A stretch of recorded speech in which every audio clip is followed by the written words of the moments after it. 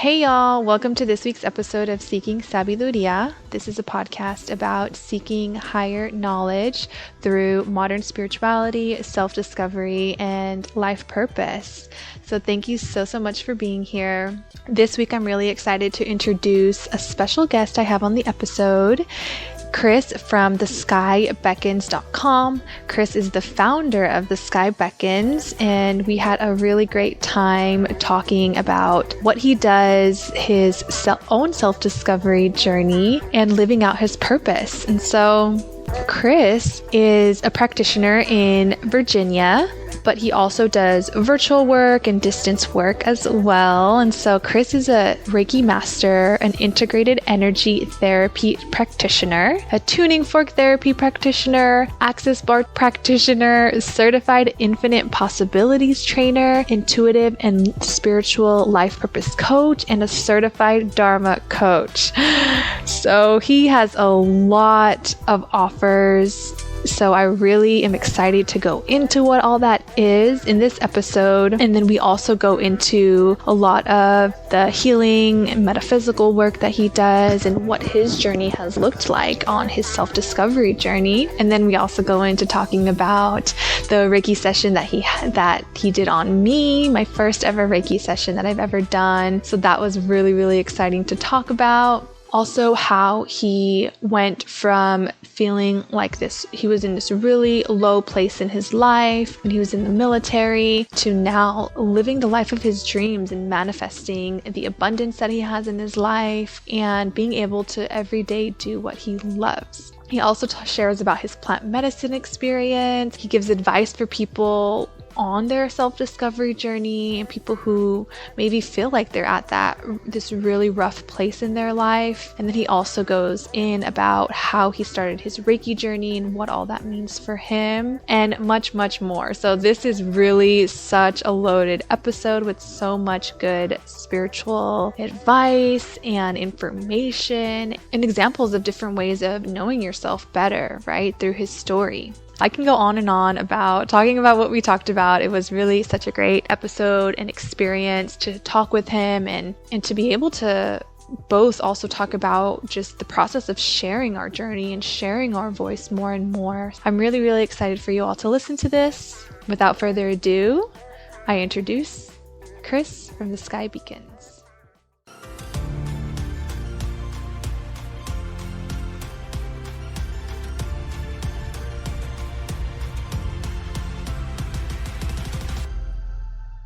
Hello, Chris, and welcome to the podcast, Seeking Sabiduría. I'm so happy and excited to have you here with me today. We've already had the chance getting to know each other, so we'll definitely talk about that.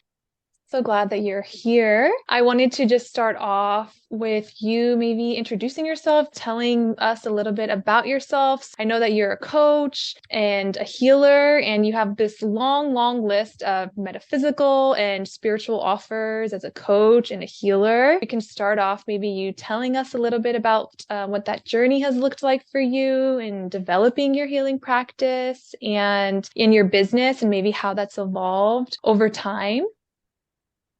Sure. That was a lot. Well, I'll do my best. Chris Gates, I like to label myself because we all love labels.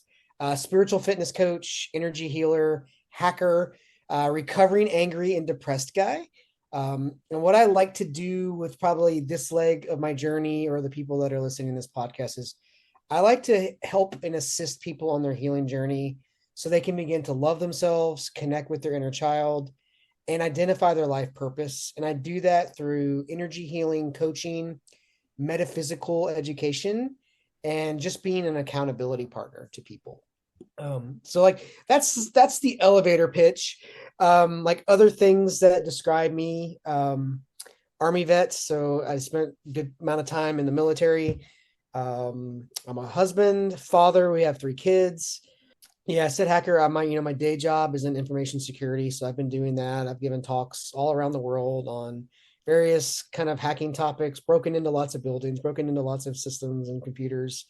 And that was one way I was like doing my Dharma. I don't know if you've talked about Dharma on this because we were in DCI. My Dharma is like I'm a researcher, and so I love understanding how things work. And there's no limit to the amount of things to research and discover as it is to this reality and all the things around us. So I think it was just a natural extension of my passion for computers, to move into hacking reality, hacking myself, hacking my emotions, and just really understanding how things work. Thanks so much for giving that introduction. I wanted to just jump off what you were saying about your archetype. So when you say your dharma is being a researcher, that just reminds me of, the dharma archetypes. And we were both in DCI, and that's how we know each other and have the opportunity of meeting one another. And they teach us about the different archetypes and how there's a quiz online that you can take. I'm imagining that your number one is the researcher then. Is that Absolutely. right? Yeah. Okay. So I And I know a picked the little one bit. that's the hardest to monetize. Yeah, okay. That's interesting that you say that because there's all these archetypes, and I think that we all have a little bit of them in us all, and we can all kind of hone in on each archetype when we want, but everybody has these dominant archetypes. For me, it's nurturer, and then I have visionary, but and then my third one was researcher, which I was kind of surprised about, but I think that the researcher is one that I've really suppressed a little bit. Like I was in a doctorate program where I had to do a lot of research and I had a really bad experience there. And I just shunned that away from myself a little bit. Mhm. But I realized also that I am a researcher. I'm a researcher of myself. I'm a researcher of other people because I love to look at other people's like charts and things like that. I mean, And now how as do a you, podcast host, right? Because and now now as you're a, yeah. digging into everyone that gets himself in the hot seat here. So Yes. Can you talk a little bit more about that and how you discovered that and how that manifests into your life and how you use it for your purpose? yeah, I love what you said. Like, and I agree 1,000%. Everyone embodies all of the Dharma archetypes, and you navigate through them at different points of your life. So I definitely, when I was in the military, was probably, if I had taken that quiz, would have been more of the warrior archetype because that's where I saw my role at the time. Now my second one is teacher, which kind of makes sense. Those kind of go together. Um, I can't remember what the rest of them are, but I love thinking about those. And I'm a big believer in, if you want to navigate somewhere in your life, you need to know where your starting point is. So in the military, if you want to go somewhere, you shoot an azimuth with a compass. No one probably has to do that anymore because we have phones and maps. But back in the old days, if you wanted to navigate through the woods, you knew, once you figured out where you were and where you wanted to go, you just did a little math and you just walked in that direction. And I really look at things like knowing our natal charts, knowing our human design, knowing our archetypes, is understanding where your origin point is. And when you understand where your origin point is, it's much easier to navigate wherever it is you want to go. So as when I coach, those are things that I have people do.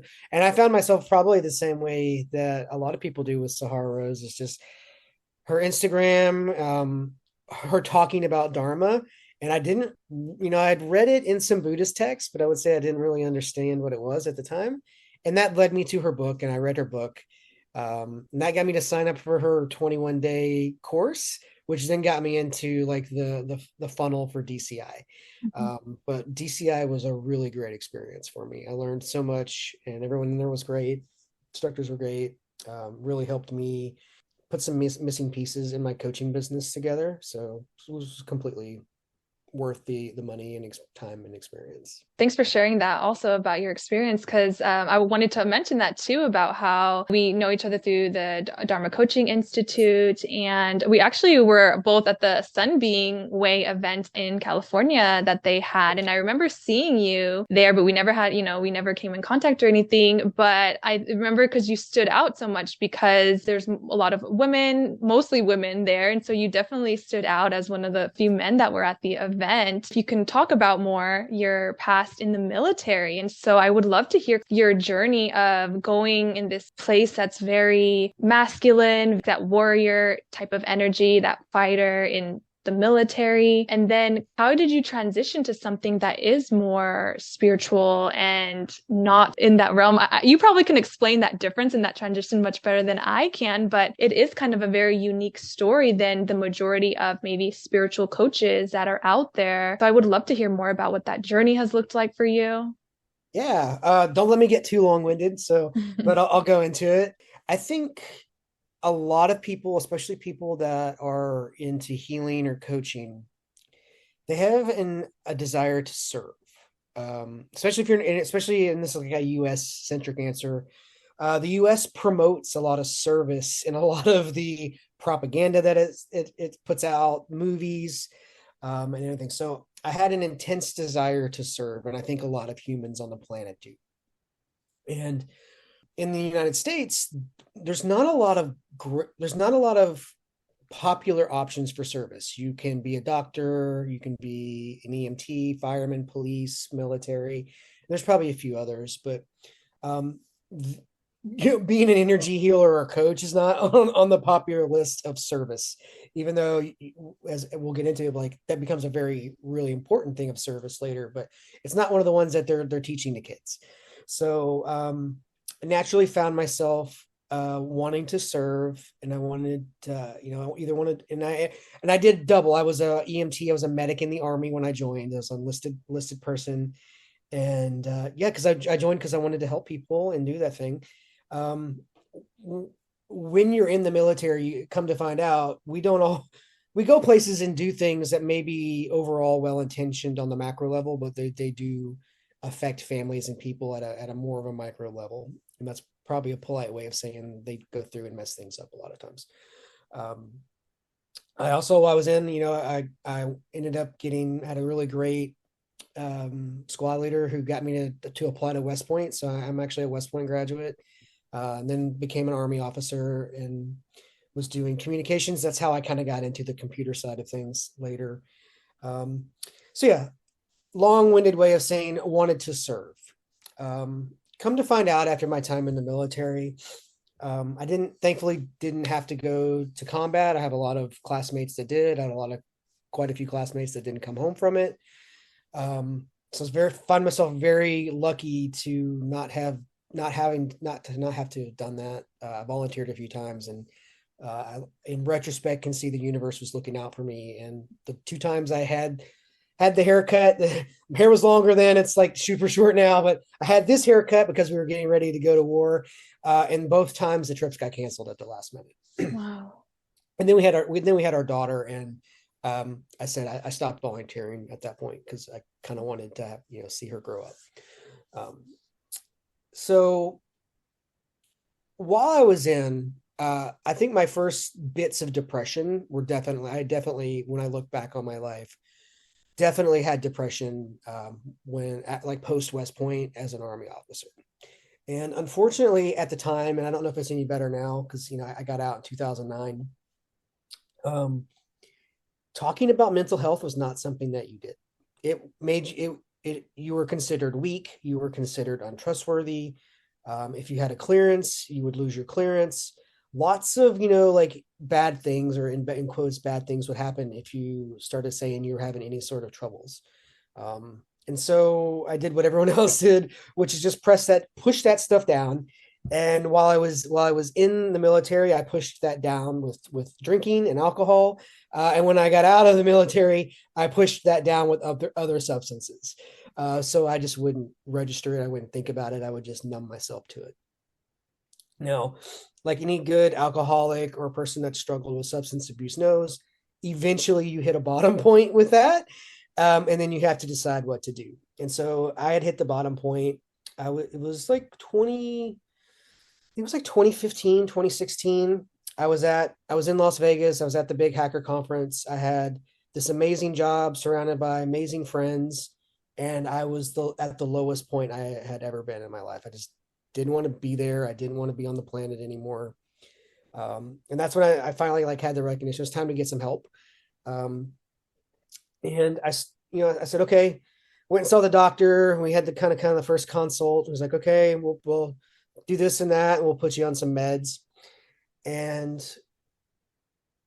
I came across this video by Dolores Cannon, and she's a past life hypnosis regressionist. She also has her own hypnosis quantum hypnosis healing techniques. But came across this video on YouTube, and it was like, some of the problems you might be having in this life may be tied to past lives. I've not ever really heard of that concept, but I'd come across a little bit of money, and I said, okay, I'm gonna try this thing out. It was just sticking. Sometimes things just stick with you and you can't shake them. And that's really, come to find out later, that's really spirit telling you that's something you need to investigate. Um, so went and had some hypnosis sessions and did some past life regressions. I'd say the first one was just okay. But the second one, I had this just amazingly beautiful experience of connecting to what I would call the universe or source, and it coming in and just giving me this embrace. And prior to that, I felt really alone, even though I had a house full of people and friends. I felt super alone on this planet. And after that moment, I didn't feel alone anymore. I felt there was just more.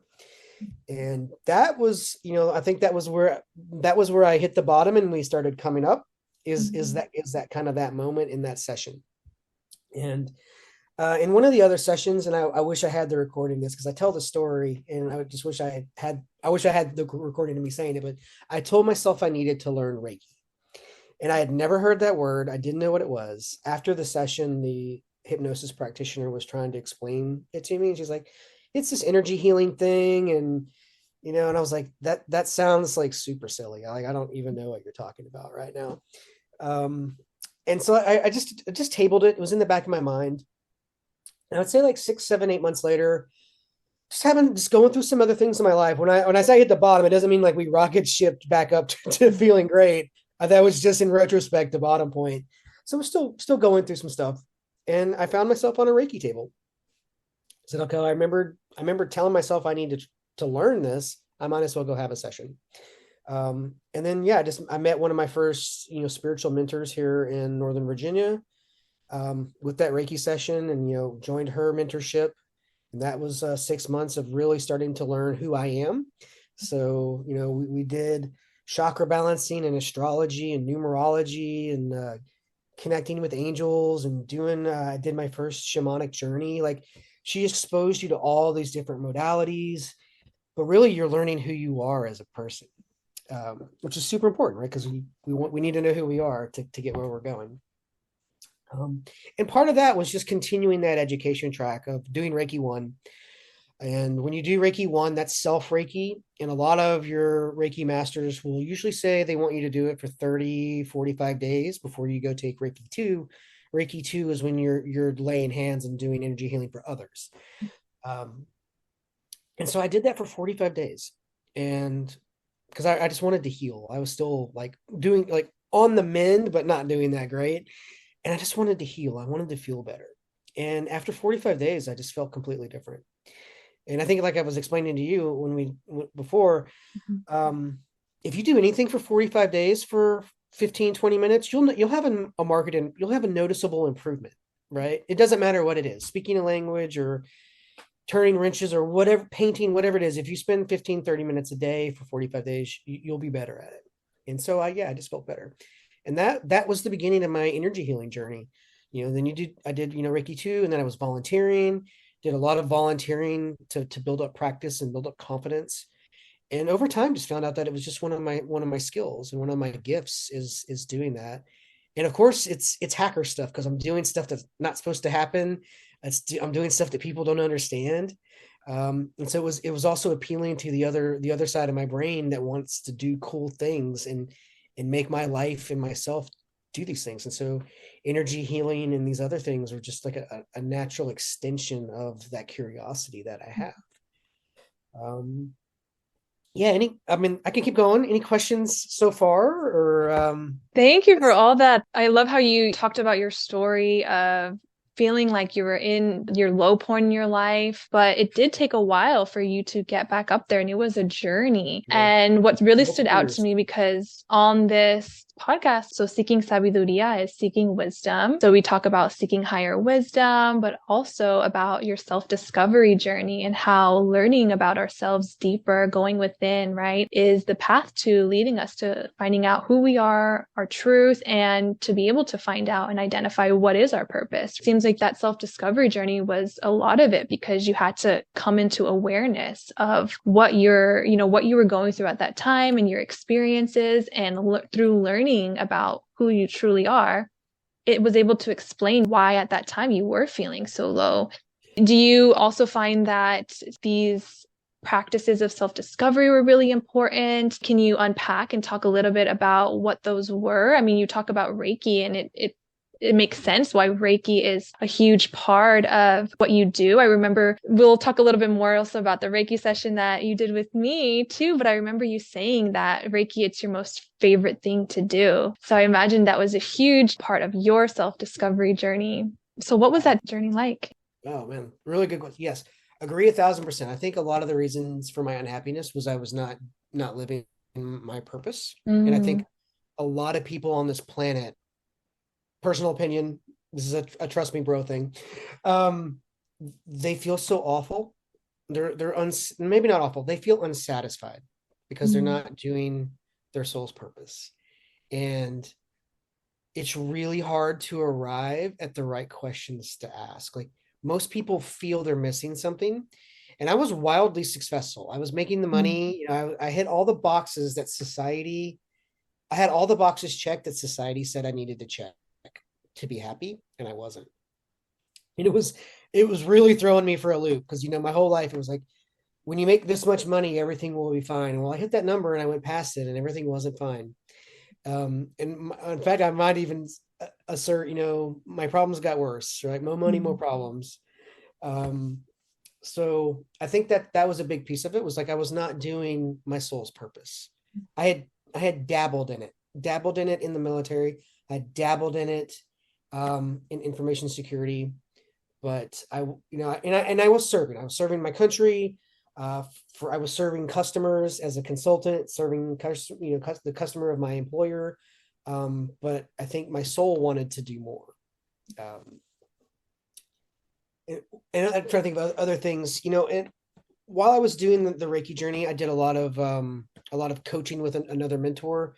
Um, my heart was really closed, and so I think most people can probably relate to that, of just being so hurt by relationships they've had in their life. Past girlfriends, past friends betraying you. I would say the military environment isn't one for psychological safety a lot of times. Not with your peers. You're competing for the next duty station. You're competing for, to get the jobs that you want to get. So there's a lot of dog eat dog type stuff and a lot of backstabbing, and it made it really hard to be psychologically safe. And yeah, I was just working with another healer here in Northern Virginia, and uh, his focus on was really getting me to open my heart. It was so close, but that's really the key. And one of the Reiki sessions that I offer, the thing that no one's taught me is an opening your heart session, because firm believer that you have to open your heart, and then if you can't open your heart, you can't love yourself. You can't love yourself, you can't love anybody else. So, forgiving yourself, learning who you are, starting to love yourself is so key to my was so key to my healing journey, and I think it's key to most people's healing mhm, journeys, because yeah, if you don't have anything to give, if you don't love yourself, how do you reflect mhm. that to other people? So yeah, and then my fun story about that is, I wouldn't let this guy in. I was paying quite a bit of money for this coaching course, and it was like a mix of coaching and energy work. And I think on the second or third one, he was like, "Hey man, we're not getting as far as you should get because you're not letting me in." And I'm so money motivated that when he said that, I was like, "Okay, I'm gonna let this guy in, and then and if he screws me over, like my other self will be right. I can go back to not trusting a single person on this planet Mm, anymore." And so long story short, I let him in, and he didn't screw me over, and that really also helped me start unlocking that. So that there was a mm, lot of, and this is what why I love the intersection of coaching and energy, and why I have my own spin on it, but um you're unlocking things like intellectually with the like traditional coaching materials, um but then we're also using energy and psychic intuitive work to ask better questions, and that's what he did. And yeah, it really helped me just unlock and start letting people in. And when I let him in, because I had to trust this guy with some dirt, right? Like it's like you trust your therapist with dirt. This mm, guy is kind of my therapist. And so I let him in, and I survived, and he didn't take me out. And then so I was able to start letting my kids in, right? Started letting in people that I was pretty sure were not going to do me wrong. And then I was able to let my wife in. And it really just fundamentally changed our relationship. And this, like I said, this sounds short. This was a journey. Mm-hmm. It's a journey, a still unfolding journey. But the fact that I started letting her in and realized she wasn't the people that had hurt me in the past, Mm. and Spirit had brought me this person that was not like that at all. That's enough for now. Yeah. That was a lot of, yeah. It was like I got into psychedelics later. Would love to go into that with you, but my first part of my journey, there wasn't really psychedelics Mm-hmm. involved. It's really more. It was a lot of energy healing to bring those things that are stuck in the energetic body up and to clear those. So I did a lot of access consciousness, access bars, a lot of Reiki, both as the practitioner, as a receiver, a lot of integrated energy therapy, which is working with angels, because I just love knowing and learning how to do new stuff. I'm a researcher, so someone would put a new class in front of me. I'm like, yes, I want Mm-hmm. to know how to do that. That sounds cool. Um, so hundreds of hours later, as a practitioner, it's kind of funny. People think you're so healed or so something. Practitioners heal through their clients as well. The clients that come to you are usually just a little while in the past. So you can resonate really strongly with people that are on your table, your healing Mm-hmm. table. I used to get the angry people, and I still do. I get the angry people because that's who I was. That was such a core part of my personality. I was so angry, so I get a lot of the angry people, but it gives me the opportunity to talk through them and go, I remember, and I'm not just blowing smoke. Like, I was so angry at everyone all the time, and so I can give them like more practical advice. But as a practitioner, you can really connect to some of the things that people are going through. So you're also doing healing while you're working on other people. Really fascinating thing that, and I think I said I love Reiki because I get to. It's one of my favorite things. I think it's the source's gift to humanity, that you can Mm-hmm. connect to this energy. We feel disconnected from it, but we're really not. And it's really just going through that process of allowing ourselves to remember that we are connected to this higher self. We're part of all of this. We can connect back into our home at any time. We just need to kind of have the allowance and maybe a little training. But everyone connect to it. And so, yeah, if I had one wish for the whole planet, is everybody would be Reiki one. Everyone knew the power that they have in themselves. I love that. I totally agree that you're going to get clients that are going to be attracted to also your experience. That's why I think it's so wonderful that there's many different types of coaches out there, because there's someone for everyone, right? Everybody's so different. And whoever you end up finding as like a coach or mentor is going to be very resonant with you and your journey. And your coaches are coaching who they were before. And then I also love that you're able to look back and laugh at your journey, that resistance that you're feeling, that you're Mm. able to identify that. I totally relate to that too, that we can look back and see our growth, right? And be able to, poke fun at it. I think that's so important. And I've started to notice a little bit of this pattern. And it's also what I talk about in coaching as well, that one of the first steps is, before launching into finding our purpose and living out our purpose, has to be that heart opening, has to be that self-love, because we may grow up in a society where being of service is promoted, but there's these very specific ways that we're taught that you can be of service. And with my journey, at least, I was of being of service throughout my whole life. And that's also what I learned from a very young age. But I was putting everybody else first. I was wanting to please everybody else. I was a people pleaser, perfectionist, to give me acknowledgement in that way. But I was craving what I wanted to give myself, really. I Yeah. was craving from other people that love for myself. Even if I did feel like I had a lot to give and I was very nurturing, I wasn't giving that to myself. So for anyone, listening, I start there. If you want to start anywhere, start at that place of opening your heart for self-love, because that's the foundation of then being able to move forward and do your self-discovery and create boundaries so that you're not accepting anything less than the love that you deserve. And so I think that's so important for you Love to that. share that. Agree 1,000,000%. If you don't love yourself, if your tank is empty, you just have nothing else to give. People pleasers really know that because they're giving all the time, Very Mm. rarely are people reciprocating.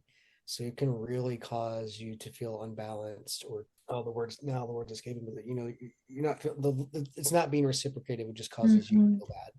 And then from there on, the love that you can give to the next person that's healing and on their journey is going to be so much more meaningful. And I totally agree that it's all a journey. It's a lifelong journey too. And I love how you were saying that through your Reiki practice, you're still healing. You are healing. That's such a great perspective, because sometimes we can look at healers or gurus as being this end all be all, like that's what we're shooting for, but in reality, they're always learning as well and always growing.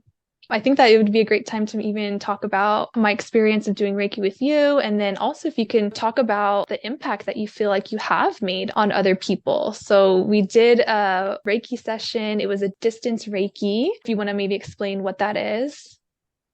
Oh, I should make you do it, but I can do it. So the idea of distance Reiki, so energy healing, energy, quantum physics and quantum mechanics transcends time and space. So there's a lot of like, quantum entanglement and other things. But the short and easy version is, with Reiki and with energy, you can connect across time and distance. So for distance Reiki is, we're not in the same state. You're in California and I'm in Virginia. And I am energetically, because you are open and allowing that for that session, allowed to remotely connect with you. And um, the secret of Reiki is, I serve as a permission slip that allows you to feel that connection that you always have. It's just blocked. And so a lot of times the act of like paying someone some money, or the process of listening to the music and getting into the space and laying down, there's these permission slips that allow us to allow that energy exchange to take place. And so really, your practitioner, you're doing the healing, but I'm serving as that anchor point to allow you to suspend whatever blocks that are allowing that energy to flow for just a little while. The more of it you do, the more you realize you can connect to that at any point. You don't actually need somebody, but sometimes it's really nice because they're putting their energy in. It's a co-creation. Yeah. I'm mixing my energy with yours, right? And every experience you have with a single healer will be different. Everyone you have with different healers, because they're bringing their own magic and their own energy into the session. But yeah, so you can do Reiki symbols that allow you to connect over time and space, and then it pretty much progresses like you were on the table.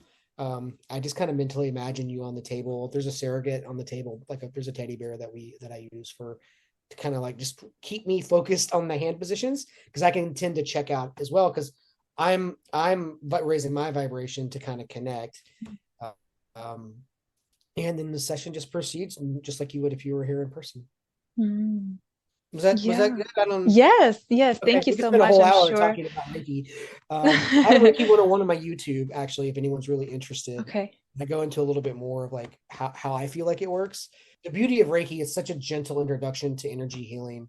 And there's a lot of books, there's a lot of resources that people can read if they're interested in Mhm. exploring that. It's a nice gentle introduction to the topic. Reiki was something that I had heard of, but it's not something that I've ever done. I love that I had you to guide me through it for my very first time, because I think it just came at the perfect time in my life. Everything happens for a reason. There are no coincidences. Everybody's in our life for a reason at the perfect divine timing. And this was certainly an amazing time for me to do Reiki at a time, especially where I'm just starting out with this podcast. I'm starting out with opening my throat chakra, with speaking more of my truth. Usually I'm somebody who throughout my whole life has had, I think, more of a closed off throat chakra. I thought it was just so amazing, the experience. I definitely felt in my body these tingling sensations, which you say could be something that a lot of people feel. I was just mind blown when you were saying that you had visualized somebody pulling these cords out of my left side throat chakra. And right around the time that I started the podcast, I was actually starting it and thinking about it and kind of getting my footing in. I developed this rash on my neck on my left side and couldn't figure out what was happening. So I'm just like, whatever, maybe I need to be a little bit more healthy. And so when you said that, it just made so much sense. And also why I felt like it had been going away a little bit. The more I started to get in the footing of my podcast, speaking more, not being so scared of talking about certain things. Definitely in the beginning, I was a little scared of talking about things about my family and my upbringing, fears of what people would say or what my family would say, but over time, over the episodes, I've started to speak out more. So it was such a cool experience to really see that reflected in the session. Is that something that you see a lot or? Yeah, pretty frequently you can pick up Yeah. on and I get to cheat because I think I mentioned your guides come in, my helpers come Mm, in. They will usually kind of point out where they're working or where people need some help or some energy. And yeah, it comes up quite frequently. Sometimes I'll just be divinely or just intuitively guided somewhere, and it's not going to be one of like the normal Reiki positions.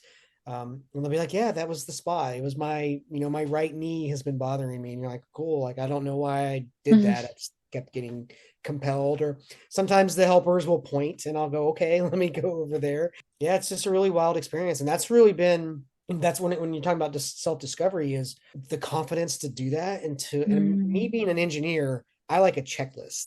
So I had a mm, real difficult time when I was learning Reiki and doing Reiki and other people. Well, I got to start on the head, and then I got to go here, and then I got to mhm. go here.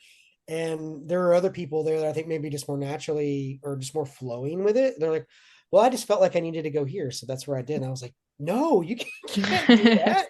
That's no. But as I've done it, it's I just the reflection you get back from clients, and like it's a scary moment because I have to go, well, this is what I felt or saw, and then like wait and like hold my breath. And every session you're like, man, I really hope they felt it. Yeah, so it happens pretty frequently for me. But and it's a confidence, and just again, those are Mm, all skills that everyone has. We're just so, you have a lifetime of being told that that stuff is gibberish and fake, mm, and it takes a while to yeah. unwind all that. But like I like to say, in the absence of evidence, and there's not a lot of scientific evidence for energy work, you can have repeated experiences. My personal experiences, repeated personal experiences, I think trump a lack of evidence every time. Mm, That's how I'm approaching it. There's just so much magic in the universe that just can't be explained, but people experience it all the time. So when you can experience it over and over, and I've now experienced it about 1,000 hours worth of time, I just have to go. There's something to it, even if science says it's unproven or it's pseudoscience. I have my experience and I have my clients' experiences. And after a while, you have to go, there's just enough evidence to say something's happening. I can't, of all the places on the body to guess, maybe I might guess right once in a while, but if I'm repeatedly guessing the right answer, it's just mhm. statistically impossible. Yeah, and I think that's such a good point of just how society tells us this isn't true. We put a lot of trust into maybe the like Western medical system, into other people telling us about our body and what to do. But that's so true that we can tap into this wisdom and by connecting with our body more, maybe yoga is a really good practice for somebody who doesn't really feel connected with their body to start there and just tap in and start to listen because everything that's happening in our body, it started somewhere. It started on an energetic level, on a mental, emotional level, and it's manifesting. That's such a good point in that this is something that we can all tap into. And it does, I think, take some kind of level of really believing it too. Because the more I started to learn about the mind, body, spirit connection, I really love reading about books like that. Like I think Louise Hayes, I think is her name, talks a lot about it. The chart that she has. This is the ailment that you're experiencing. This is what's happening on a spiritual, emotional level. This is what you can do to tap into that and to listen to your body and see what you can do. That's so amazing that you are able to do that work for people. What I always like to remind myself and others is there were lots of times in the history of medicine and science where we rejected things that turned out to be later we found out to be true. So when someone says, "Well, that's not proven today," I was, "That's not proven today because we don't have the ability to measure some of those things yet, but we Mm, will." And so that's how I mm, look at it. You can think of 1,000 cases where it was blamed on a million other things. Well, actually, like germs and microscopic mhm, things where it was blamed on all these other things until we developed the technology and to measure and see these things. And then we realized, oh, well, actually, well, we were wrong. It was Mm. actually this. So I go, well, how can we apply the same thing of the things we're saying that are wrong today? Maybe we just can't measure them yet. I would tend to lump energy and those other things into that because we don't know how to measure consciousness yet. But I think most of us would agree that we have a consciousness. There's a Mm-hmm. consciousness in the meat suit, and so we don't know how to measure that. And once we do, we'll probably change a lot of our current standards of Mm-hmm. science. The more I feel like myself awakening and just learning more about spirituality and higher consciousness, the more I see it happening around me. So I know it's happening. And it's just a matter of more people learning about all these modalities to heal. What is it we get to play in this? It is so fun. And I love that you say it's so fun that we get to play because, yeah, it's all accessible to us. It's about opening our mind and our creativity and our intuition as well to be able to see this. Speaking of opening our minds, I Uh-oh, here we would go. love to talk about your experience with plant medicines, how plant medicine is a tool that we can also use to heal. Yeah. So I've, in the last couple years, I've gotten introduced to some of the various plant medicines, namely like psilocybin, some mushrooms, ayahuasca, and wachuma. So San Pedro cactus. Started with mushrooms, and I think I use them like I would say recreationally as a kid or a teenager. But it wasn't until in the last couple of years of learning how to use those in ceremony to answer questions and receive healing or receive guidance, and using these plants and the spiritual entities that are associated with these plants. Um, most recently in 2022, I had I'm by no means an ayahuasca expert, but we did two ceremonies down in Costa Rica on that, and I would say like in a short phrase, like completely life changing. There's a phrase on the internet that says like a 1,000 hours of therapy in one night, and it was like that. My first ceremony, my intention was to understand why I had trouble speaking up, and just it was really difficult for me to speak out and to speak up. And then but I found myself, I'm in a field now. Well, this half of the field that we're talking about tonight, you're you're going to bring people that are going to disagree, right? And Mm-hmm. Sahara said it really well, like when you're talking about extraordinary things, it's going to bring people who disagree with you, and that should actually be good. The more people that you're triggering, or the more people that you're causing to shake up, that's actually good. You're doing your dharma, you're doing your work. If when you tell like someone's listening to the story and they're like, no way that's happening, that's actually what's supposed to be happening. I'm supposed to be we're supposed These conversations are supposed to be unlocking things for people. But I was afraid to speak out. And so as someone that wants to talk about coaching and energy healing, that's an interesting duality of being afraid to talk about it, right? Because speaking out on it is how you get people to come see you. We talked about, you mentioned you have clients for you that are looking for you. And if you Mm-hmm. don't speak up or speak out, they don't know you exist. They don't know Yes. that you're there and ready for them. Um, so yeah, my whole life really difficult. And so that first session had an extremely rough first ayahuasca session. Spent the whole night in the bucket. I had to relive. So yeah, so my intention was, why am I having trouble speaking up? The medicine very quickly took me very deep, and I had to relive a childhood sexual assault. And it Mm-hmm. was a thing that I had like a feeling about, but I had no conscious memory of. But the medicine took me there. We went through the whole event in extreme detail, and that's when the purging began. Just all the as you talked about energy in the body, these traumas are energy in the body. Mm-hmm. And what the medicine showed me that night was, um, the act of purging is removing that trauma from your energy body. And so I was like, yeah, give me some of that. This is great. And so I was like, blah, blah. And I was like, this feels great. I'm getting this out. But then it just kept going because there was so much. Yeah. So I relived that, and I kind of, the medicine showed me the awful event, and then it showed me telling my father about it and him saying that that didn't happen and that I was making that up and that it was not true. And it became very clear to me on the medicine that night that was the moment where I stopped speaking up, because I spoke up to the person that's you're supposed to believe you, right?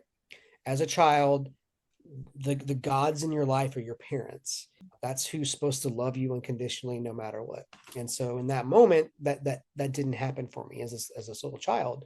And so I, made decisions there as a 6 or 7 year old boy that, okay, well, people, I need to have so much evidence that no one can refute what I'm saying. And and then the mother medicine just showed me all these instances in my life where I had to be the smartest person in the room. I had to have all this evidence. I had to before I would say anything, I had to have about 3 different ways I could go after, retort to anybody that things that would come up. And as you probably know, that's exhausting. It's exhausting to be the smartest person in the room all the time. It also limits your growth because you're going to stunt yourself so that you are always at the apex, where really your growth comes from being around people that know more than you and have things to offer you. So I got to just see how a lifetime of things just erupted from that moment. Um, and the beauty of that medicine is you process it and you get it out, and it just becomes an event that happened. And so now I'm able to speak about this awful, awful experience. There's not really any emotion to it. And I think it's really hard. It's hard. I don't know if that lands for people because, like, you know, the things that I haven't processed on that medicine still have a lot of emotion, but this really significant thing, it doesn't. But beautiful, beautiful experience. After in retrospect, it was a really, really rough night because then I went into, my soul self just went into like going through all the awful things that I had seen in all my different lives, and I was just puking the whole night. I'm sure I was definitely on my own planet for quite a while. And you come to find out people were quite worried about me. Actually, I didn't know it at the time because I was just in it so hard. But talking to the shaman, the next day or later, it was like, yeah, I was actually quite worried about you. People were coming down and trying to pour water on me and get me to come out of it. I was in pretty deep, but that's exactly what I needed. The medicine will bring you exactly what you need. Um, yeah, I don't know. Any questions on that? I mean, that was a lot. Yeah, I'll pause. Thank you so, so much for Yeah. sharing that, for sharing your experience and about being open about your story as well. Thank you. And I think that this is going to be so helpful and healing to a lot of people who can really resonate with that and connect with that. It's such a powerful healing story. So thank you so, so much for sharing that. And I do hear that a lot, about plant medicine. It's not something that I've ever done, but wow, that is such a powerful, powerful experience. And the fact that now, you can talk about it. I relate to that because sometimes I wonder, as a coach, how can I coach people who are going through what I was going through maybe 5 years ago, when I don't feel like I'm in that place anymore? I feel very detached from it because I have healed a lot from it. I'm wondering, how are you able to now reconcile with that? And I think you could just kind of talk about it, how you're still kind of wondering, like, does it feel very detached or not? That's something I am grappling with too. Yeah, I mean, just a couple random statements about medicines. Like, so I certainly think people should understand, um, it's not a cure all for everything. People should only go to these medicines if they're feeling called, and they're not for a lot of people. There's some people say, oh, everyone should do that. I don't feel like they should. I think, ayahuasca calls people that it knows it can help and that have purposes on this planet. Mm, The other thing to really remember about all plant medicines, from my perspective, is the integration and mhm, embodiment is where the work is. So, to kind of like paraphrase something that the shaman down, Rouhani is the center down in Costa Rica. He says that plant medicines, they bring you up to the top of the mountain. You mm, see all the stuff. You see all oh, that switchback or that trail, that's a little sketchy. This is that. You can kind of see the path. You see where you need to go. You can see some things. It brings you back down. And now you have Mm, to, now you, while you've gotten a preview of the path, you actually have to walk it. And so mm, I read like the ayahuasca subreddit a lot, and what I get from that from some people is they keep having these ceremonies one after the other after the other. They're not embodying, they're not mm, integrating the lessons. Like ayahuasca gave me a long list of things to work on when I got home, mm, and some of them I did, and a lot of them I didn't. And 6 months later, when I went back for the second ceremony, she showed me that, and we talked about some of that. And had I done some of the things that she had told me to do, like some things we're trying to accomplish now would have been much easier if I had followed the instructions. So mm, I didn't mhm, understand the instructions. I didn't understand maybe all the meaning of the instructions. It became clear 6 months later, had I done the thing, the instructions were given. I just didn't follow them. I didn't embody, I didn't integrate all that. I've obviously integrated some of this because another lesson, although they said, was to share that story, to share it on social media. And I didn't do it until after this second ceremony. 6 months later, mm, I finally did do the TikToks and Instagrams where I told that essentially that story in a few parts. So um, it's important to find a coach, or find, hopefully the mm, facility that you go offers some of that, or find a coach, an integration coach, or someone that can kind of help you, because you come back and you've had this life-changing experience, but the whole world was the same while you were gone. You say, well, I was a square when I left.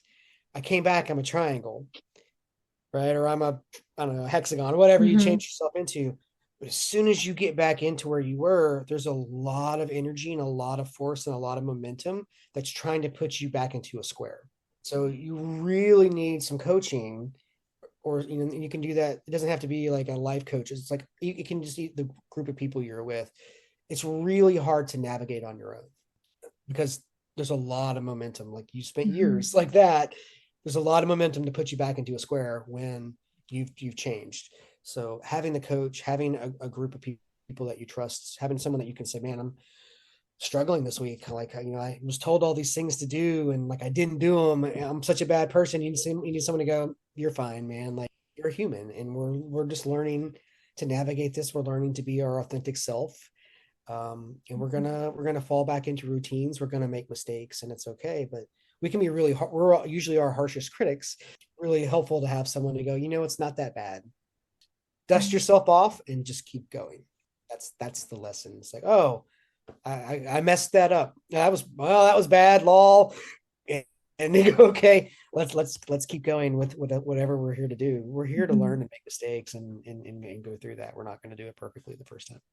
Thank you so much. I think that's great advice and an important disclaimer about this because some plant medicines could be glamorized. People can think like everybody else is having these experiences, these awakenings. Maybe it is something that I should do, but I think that's so important for people to know that everybody's going to be called to what is meant for them. That's certainly how I've felt with every healing modality that I've used. I met a shadow work practitioner at just the perfect time in my life when I really needed to understand that. Whereas now with Reiki, I feel like I found that it's a great time where I really, really needed to understand, what was going on with this rash that was happening. So it's all going to happen in divine timing. And we have to really be aware of where is this pressure coming from? Is this something that I really do feel like I'm being called to do? Or is it something that maybe I'm feeling external pressure? And then also having that integration after. It's not just about doing coaching or getting the astrology session afterward. How are we going to integrate this in a way that is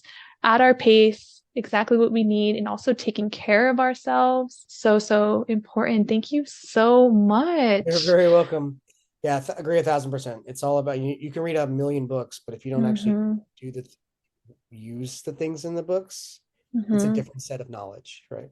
Thank you so much for this wisdom. And I think that was just great advice to end on. Is there any other advice you feel like you want to give out? Any other wisdom for people that might be on their healing journey, maybe a similar journey that you were on? Yeah, it's funny. The advice that's coming in is not advice I would have like written down. It is Mhm. being okay to outgrow your healers. right? So you can use them, but when you sometimes people feel like they need to stay with someone forever, you may outgrow your healers, and that's good. That's a And good one. to just say, okay, thank you, I love you, thank you for the Mm, growth and healing. Um, I'm intuitively feeling like I need to go work with this other person to take me to the next level of my journey. That yeah, that's what's coming in to share.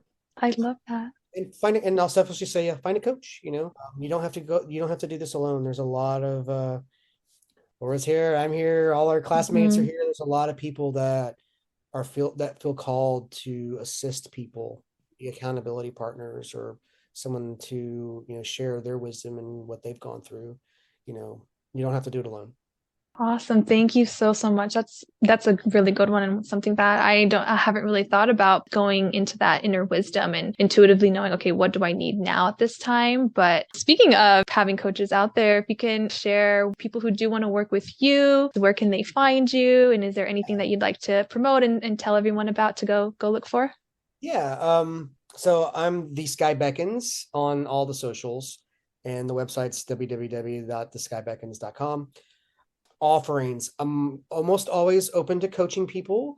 There's a 6-week learn your life purpose coming soon.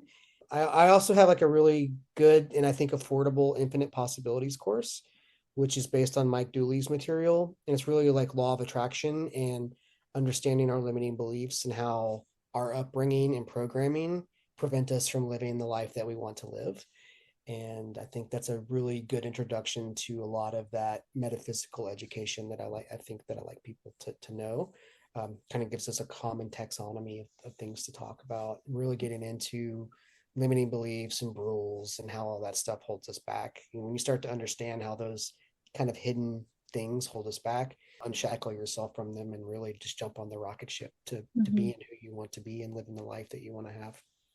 Great. Thanks so much. I'll definitely link all of that below. Thank you so, so much for being here and for sharing your voice on this podcast. It's something I love to promote. So thank you. You're very welcome. I'm honored and humbled for the opportunity. Thank you so much.